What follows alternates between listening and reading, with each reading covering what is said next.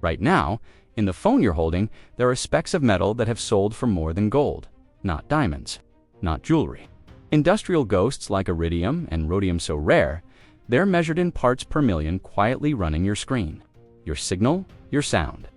A few atoms deep, they decide whether your tap registers, whether your camera stabilizes, whether your texts even get out. If we poured the valuable elements inside one flagship phone onto a scale, you'd barely see a dusting. On a price chart, some of them tower over gold. And here's the twist. Sometimes it isn't the cost, it's the scarcity, the geopolitics, the fact that a single mine halfway across the world can bottleneck an entire industry. Miss just one of these ingredients, and your smartphone becomes a very expensive paperweight. We're about to crack that phone open not with a screwdriver, but with a map. We'll follow a signal from your home screen back to salt flats, rainforests, deserts, and deep ancient rock. We'll meet tantalum, the metal that lets your phone sip power like a monk. Rare earth magnets that punch way above their weight. Indium, the invisible conductor that makes glass behave like a button. Cobalt, the battery's backbone. Gallium, the reason 5G rides the air. Palladium and gold, the traffic cops inside your connectors. And iridium, the ultra-rare spark behind modern old glow. Some of these have, at times, traded higher than gold per gram. Others are simply so unique that no price tag can replace them quickly if supply falters. As we go, keep a quiet score in your head. Which of these could you live without if it meant a thicker phone or a slower charge? Which one surprises you the most because you had no idea it was there? And here's a trickier thought. Is value just a price per gram? Or is it the chaos that would hit if that element disappeared tomorrow? By the end, you'll never look at a cracked screen the same way again, because you'll know which parts are treasure, which are trouble, and which are both at once. Ready to see the riches hiding under your fingerprints. Start with your fingertip. That clean little tap on glass feels simple. But under it is a film so thin, it's almost not there. Just tens of nanometers of indium tin oxide. It's transparent like air, but conducts like a wire, forming an invisible grid. When your finger hovers, it steals a whisper of charge. The grid senses that tiny change in capacitance, triangulates your touch, and boom, the phone knows exactly where you are. No indium, no magic glass. You'd be back to clunky plastic buttons or thick resistive touch that smears and lags. Indium is the reason glass can both show you the world and listen to you at the same time. Here's the curveball. We don't really mine indium the way we mine gold. It's a side prize from refining zinc or extracted from the same rocks that give us the galvanized steel in street signs and guardrails. That means you can't just decide to double indium output. You'd have to mine and smelt a lot more zinc and then hope the ore bodies are generous. Production is concentrated in a handful of smelters, with China historically dominating the middle of the chain. When flat panel TVs exploded, indium prices spiked. Then they cooled as efficiency improved. But the fragility remains. It's not about per gram price beating gold. It's about how small disruptions ripple into everything with a screen. If you've heard the hype, you might wonder, why not replace it? Researchers have chased silver nanowires, graphene carbon nanotubes, and conductive polymers. Some show up in niche or flexible displays, but Ito keeps winning for a boring reason. It's reliable at scale. It makes crisp lines, bakes neatly onto glass, and plays nicely with mass production. Many high-end panels even use indium in the transistors that switch pixels on and off AGZO, indium gallium zinc oxide, because it moves electrons faster and wastes less power. The result is buttery scrolling that sips battery. Now the uncomfortable part, recycling. That Ito layer is so thin, it's like glitter dusted across a football field. When a screen breaks, the indium is fused into glass and adhesive. You can recover some at industrial scale, but for most phones, it disappears into the shredder. So the indium in your hand is effectively a one-way ticket from smelter to landfill, less design and policy catch-up. Be honest with yourself for a second. If a more recyclable screen meant slightly dimmer brightness, or a touch that's just a hair less snappy, would you take that trade? Or is the silky instant response worth the hidden cost? That little tension performance versus permanence sits under every tap you make. Now put your ear against the heartbeat of the phone, the battery. Every swipe, selfie, and stream is a tiny migration of lithium ions, back and forth like commuters switching trains. The station master keeping those trains on time is cobalt. In most high-energy cells, small enough for a phone, the cathode is either pure lithium cobalt oxide or a blend called NM-cynical, manganese, cobalt. Cobalt's job isn't flashy. It sits in the crystal lattice and keeps the layers from collapsing as lithium slips in and out, run after run. That stability means you can pack more energy into a skinny slab, charge fast without drama, and get hundreds of cycles before performance fades. Pull cobalt out entirely, and the chemistry gets jumpier, the cell gets bulkier, or both. Here's the knot in the cord. Roughly 2/3 of the world's cobalt is mined in the Democratic Republic of the Congo, mostly as a byproduct of copper. From there, a huge share is refined in China before it ever becomes a battery precursor. In between are people, some in large industrial sites with safety systems, others digging by hand in artisanal pits where the rock is unstable and the rules are thin. That fracture line is why cobalt became a byword for ethics in tech. Audits, traceability tags, and new standards have pushed the industry, but the risk hasn't vanished. When demand surges, prices whip, and informal mining swells to fill the gap. Designers are trying to thrift cobalt without sacrificing your daily battery life. Higher nickel NMC recipes lean on nickel for energy density and cut cobalt content. Some phones still use LCO for razor-thin cells. Others shift to NMC variants for a better balance of longevity and safety. LFP, cobalt-free chemistry hot in electric cars, does great on safety and cycle life, but needs more volume for the same energy, which is a tough sell inside a 7mm chassis. So the trade becomes very real.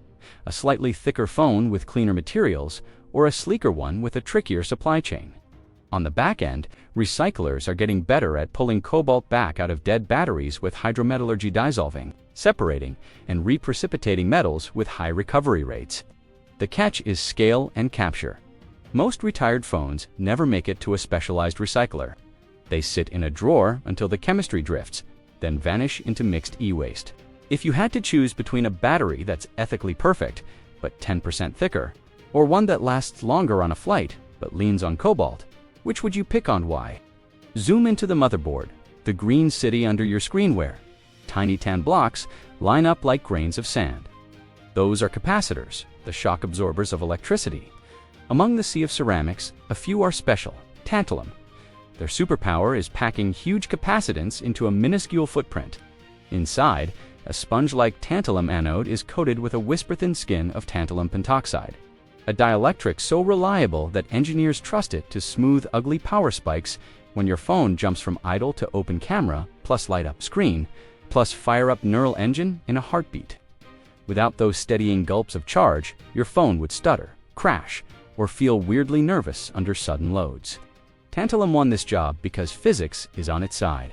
The oxide layer self-heals tiny defects, reseal under voltage, so the part stays stable for years. Modern polymer tantalum capacitors handle high ripple current without the old-school drama. Yes, the manganese dioxide versions had a reputation for going hot when abused, and in the cramped, thermally busy neighborhood next to your main processor and power management IC, volume is everything.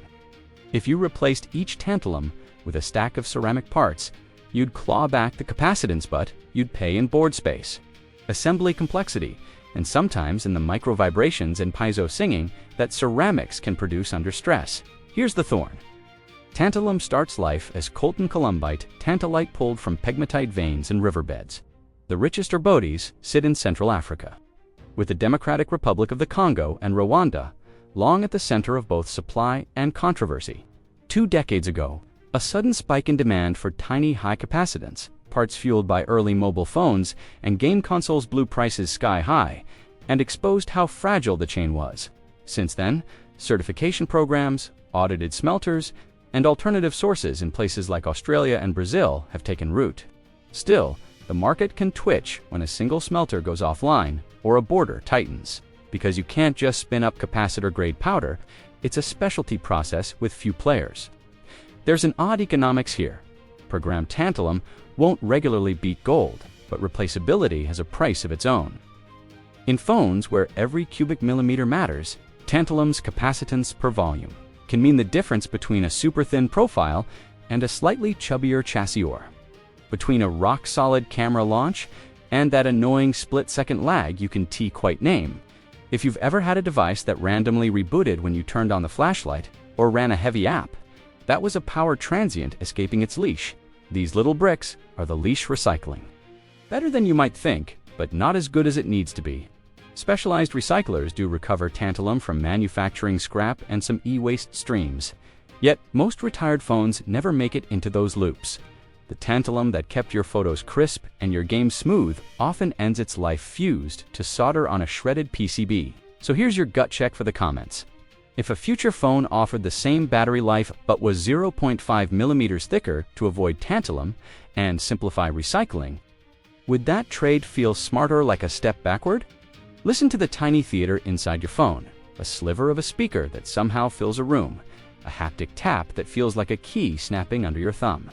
Both tricks run on the same quiet muscle rare earth magnets. The star is neodymium, alloyed with iron and boron into a magnet so strong it feels like cheating. In a space no thicker than a coin, it yanks a voice coil back, and forth with precision, turning electrons into crisp voice, bass thumps, and those surprisingly convincing clicks when you type. Old ferrite magnets could do the job, but they'd be bigger, weaker, and mushier. Neodymium punches above its weight, which is why your phone sounds lively instead of tinny, and why the buzz in your hand feels like a sharp, deliberate tap, not a vague rattle. There's more going on than a single element. Heat is the enemy of Magnestini speakers. Run hot in a sealed phone, so engineers sprinkle in dysprosium or terbium to keep the magnetic field from fading when things warm up. Those heavy, rare earths harden the magnet structure, preserving performance in the same way a tempered blade keeps its edge. The result is headroom. Louder without distortion, tighter haptics without lag, and a smaller driver that still moves air like something twice its size. When we say rare, we don't mean they're vanishingly scarce in the crusts, they're just stubborn. The useful atoms hide in messy mixes, and prying them apart takes chemistry, patience, and a lot of care. Which brings us to the bottleneck most people never see. Mining is only the first mile. Separation and magnet making are the marathon. A few places dominate the chain, from ore 2 oxide to shiny, precisely sintered magnets. China mines a large share and refines the vast majority, with names like Bayan Obo etched into the industry's foundation. Elsewhere, mines have restarted and new refineries are coming online. But the expertise and infrastructure for turning powders into premium magnets are concentrated in just a handful of plants. That concentration is why the world twitches when export policies shift or a refinery pauses. It's not that neodymium itself costs more than gold per gram, it's that nothing else fits the same performance, into the same space, on the same budget. Could we swap them out? In theory, yes. Ferrite magnets would make speakers chunkier and softer. High-end alternatives like samarium cobalt work in brutal temperatures, but are pricier and still supply constrained. Software can fake some bass and haptic textures, but physics notices when the magnet shrinks or weakens. Soundstage collapses, the click goes mushy, and that confident mechanical feel turns into a faint buzz. If you've ever held a budget phone where the vibration felt like a bee trapped in a cup, that's a cheaper, linear, resonant actuator and a smaller, weaker magnet telling on itself. Recycling rare earth magnets is the plot twist with promise. In big motors and hard drives, you can pop magnets out and remint them magnet to magnet with hydrogen decrepitation, crack sort, remelt. In phones, the parts are tiny, glued, and buried. Some makers have started designing modules so magnets can be recovered, and a few claim recycled rare earths in new devices. But most of the world's phone magnets still vanish into mixed shred. If we could turn your old taps and tones back into tomorrow's haptics, would you be willing to pay a few dollars more or accept a slightly heavier phone just to close that loop? Which would you notice more? Honestly, a deeper, cleaner speaker or a haptic that feels like a real button? Your signal doesn't just leave your phone, it has to be sculpted, amplified, and kept clean enough to survive a noisy world. The heavy lift at the edge of that process runs on gallium. Tucked into a front-end module beside the antenna are power amplifiers built on gallium arsenide. They're the lungs that push your voice and data out over dozens of bands without splattering distortion onto your neighbor's channel. Silicon is great for logic. At radio frequencies, GAZ wins on a brutal combo of efficiency and linearity. That's why top-tier phones still lean on GaAs PAs for sub-6 GHz, 4G and 5G. You get more reach per million, less heat per decibel, and fewer dropped frames when the stadium fills up and every handset starts shouting at once. Zoom in even further and you'll find a choreography that makes it all work. Filters that slice frequency bands razor thin. Switches that route signals around like traffic cops, tuners that retune the antenna as your hand covers it. Filters often hum inside crystals like lithium tantalate or thin films of aluminum nitride. And in the most demanding bands, manufacturers even tweak those films with traces of elements like scandium to squeeze out stronger electromechanical coupling.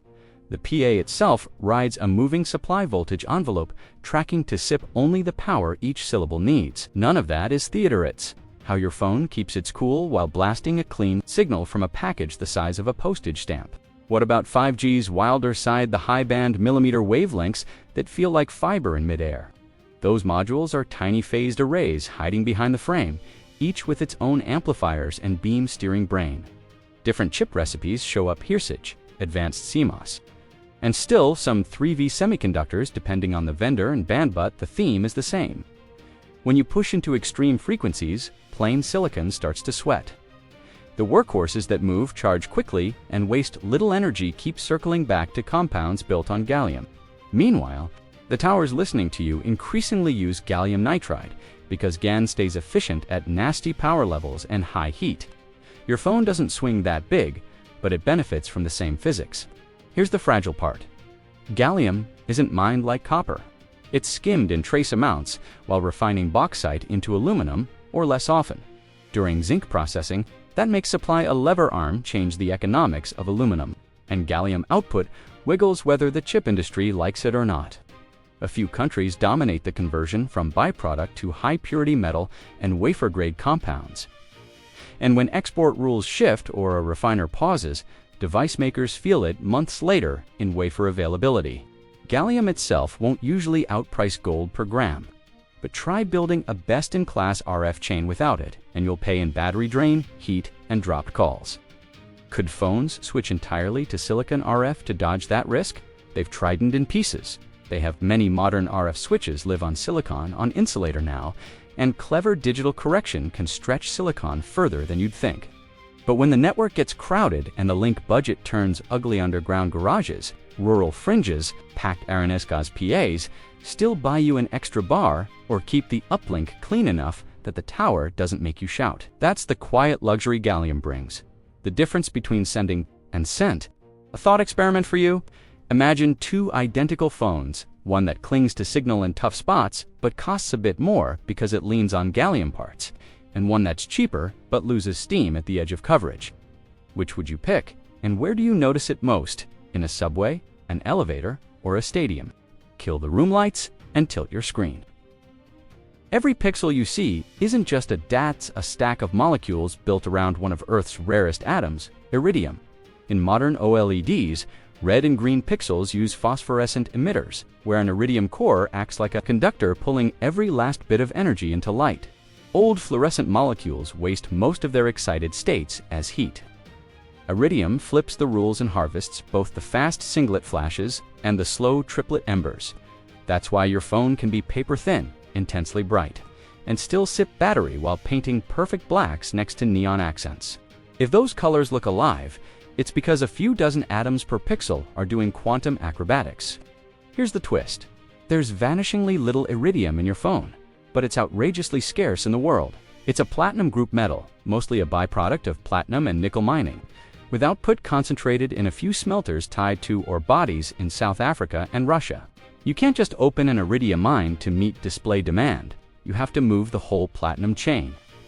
When one refinery hiccups, display makers feel it months later in emitter supply.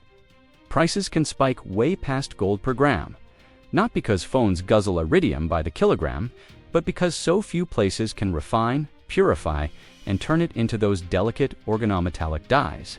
Inside the factory, the stuff is handled like perfume. Vacuum chambers evaporate a whisper of iridium-based molecules onto the display stack, building layers measured in nanometers. Yield matters brutally. a smudge on a mask, or a drift in deposition rate, and you've wasted a panel, and with it, some of the rarest atoms we use in consumer tech. And once that old lives its life, recovering the iridium is tough. It's embedded in burnt-in cross-linked films, spread so thin that traditional recycling barely notices it. Unlike a gold-plated connector you can strip and melt, old iridium is like fog. It's everywhere and nowhere, and it floats away when you try to catch it. So why not ditch it? Blue OLEDs still mostly avoid iridium because lifetime tanks at those energies. That's why your phone leans on an iridium green and red, then coaxes blue out with older fluorescent tricks and heavy software calibration. Researchers are racing on TADF, clever molecules that do iridium's job without heavy metals, and on micro-LEDs that skip organics entirely. But for now, the best mix of efficiency, thinness, and that inky contrast depends on a metal rarer than meteorites in some rocks. If tomorrow's screen tech made colors a hair less saturated but cut iridium demand to zero, would you take the trade? For the Planitor is that old pop part of why you fell in love with your phone in the first place. Touch a port, click a cable, snap a tiny ribbon into place. That instant silent handshake happens on the thinnest skin of gold your eyes will never see. Not jewelry gold, micro-inches of it, laid over a nickel barrier so copper can't creep up and corrode. Gold doesn't oxidize, which means today, tomorrow, and 1,000 plugins from now. The contact resistance stays low and clean. Skip that and you get the cable you have to wiggle. The charger that connects, disconnects, connects while you sleep. The mystery glitches that aren't software at all their oxygen attacking bare metal. In a world where a few millivolts decide whether charging lights up, a speck of tarnish is a brick wall. Under that gold flash is a quiet swap of roles. Many high-cycle contacts and phones use palladium nickel alloys for the workhorse layer, with a whisper of gold on top as the anti-tarnish raincoat.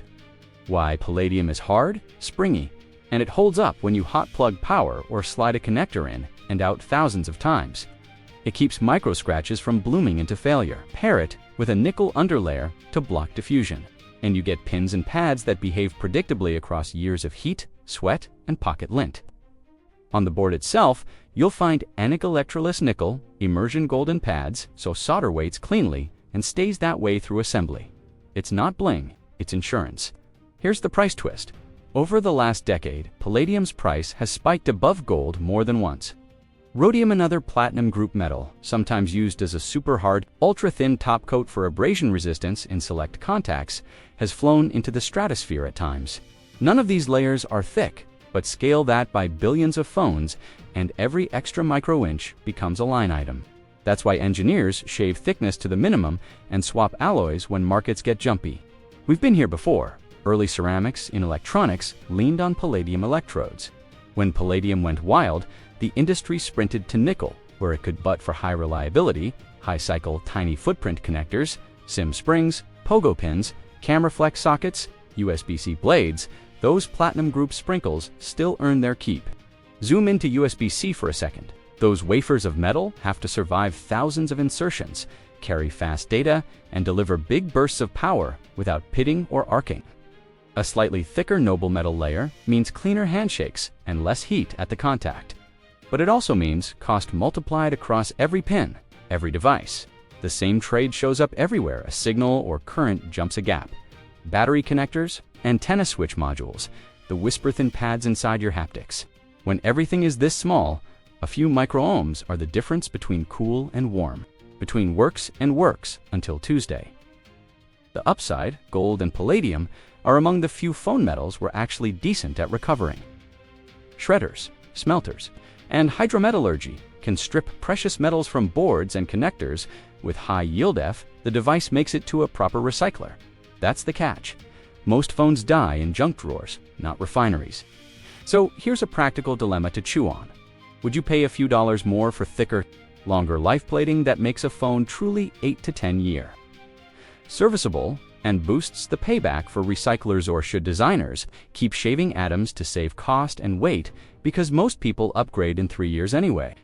If you've ever had a cable or port go flaky long before the battery did, what failed first and what would you have fixed if you could? Every time you click in a cable or seat a SIM tray, A decision worth millions of dollars in chemistry happens in a space thinner than a human hair. Will that contact stay clean? Low-voltage signals don't punch through grime? They need noble surfaces metals that shrug off corrosion so. The phone's whispers make it across. That's why the business ends of your ports pogo pins, and board-to-board connectors wear a skin of gold or, more often now, a palladium-nickel alloy topped with a kiss of gold. It's microns thick, sometimes just a few micro-inches, but it turns a fragile sliding interface into something you can mate and unmate thousands of times without the phone losing its voice. No fancy alloy, and you get fretting, corrosion. Tiny motions create oxide dust. The contact resistance climbs, and your charging cable suddenly wiggles to work. Gold is the classic hero, here soft enough to make intimate contact, noble enough not to tarnish. But the trick is keeping that softness from scuffing away under repeated swipes. Enter palladium. As an alloy with nickel, it creates a hard protective layer that carries current cleanly while using less pure gold up top. For high wear points, think springy pogo pins under a back cover or test pads on a board. Some makers even add a whisper of rhodium as a final topcoat because it laughs at abrasion. Here's the part most people miss. A few years ago, palladium prices rocketed past gold thanks to car catalytic converters guzzling supply. Suddenly, the gold-saver metal cost more than gold, and connector designers had to juggle plating stacks like chefs swapping ingredients mid-service without ruining the dish. Zoom into a USB-C port and the stakes get obvious. 24 tiny contacts, each with its own plating stack. Have to carry power, high-speed data, and sideband signals while surviving pocket lint. Humidity, and the human habit of plugging in by feel at 2 a.m. under the gold or palladium. There's a nickel barrier that keeps the base copper from diffusing upward and poisoning the surface over time. The thickness of each layer isn't just cost, it's a promise about how many cycles the port will survive before intermittent glitches creep in. Skimp a little, and you get flaky connections that fix themselves when you reinsert the cable. Spend a fraction of a cent more per contact, and the problem never appears. But multiply that by hundreds of millions of phones, and you're talking real money. Inside the phone, those same choices show up in places you never touch. The spring contacts that tie antennas to the frame, the mezzanine connectors that stack the display and camera boards onto the main logic, the coax plugs feeding your RF front end. Everywhere a signal crosses a mechanical boundary, precious metal atoms are doing quiet guard duty. And as ports disappear, headphone jacks gone, SIM trays giving way to ESIS-M part of the Motiva space, and waterproofing. Sure, but there's also this: fewer mechanical contacts mean less reliance on gold and palladium, fewer pathways for corrosion to sneak in, and fewer points of failure over time. There's a values question hiding in all this plating. If one phone ditched every external port, went all in on wireless, and used fewer precious metal contacts as a result, would that feel like progress to you, or like a step away from repairability and control? On the flip side, if keeping a real robust USB-C with heavy-duty gold or palladium plating added $1 to the bill of materials, but guaranteed rock-solid performance for years, is that the kind of invisible quality you'd pay for? Where do you land? Fewer ports and fewer precious metals? Or tactile connectors you can trust, even if they quietly wear a coat that's sometimes worth more than gold? Under that smooth black chip in the center of your phone, billions of switches breathe through a film just a handful of atoms thick. It isn't old-school silicon dioxide anymore. It's hafnium oxide, the quiet trick that lets modern transistors be tiny without leaking like sieves. Shrink a gate too far with plain silica, and electrons tunnel right through, turning your battery into warmth you didn't ask for. Swap in a high-K dielectric like hafnium oxide, and you get the same electric control with a physically thicker barrier. Translation: faster CPU, cooler phone, longer battery. All because a metal you've probably never said out loud is holding the line at the atomic scale. Hafnium is odd because we don't really mine it directly. It tags along with zirconium in beach sand zircon from places like Australia, South Africa, and Mozambique. Separating the two is chemistry, gymnastics. They're twins that don't like to split up. The nuclear industry wants zirconium with almost no hafnium. Hafnium is great at gobbling neutrons, which is how we end up with a stream of highly purified hafnium for chips.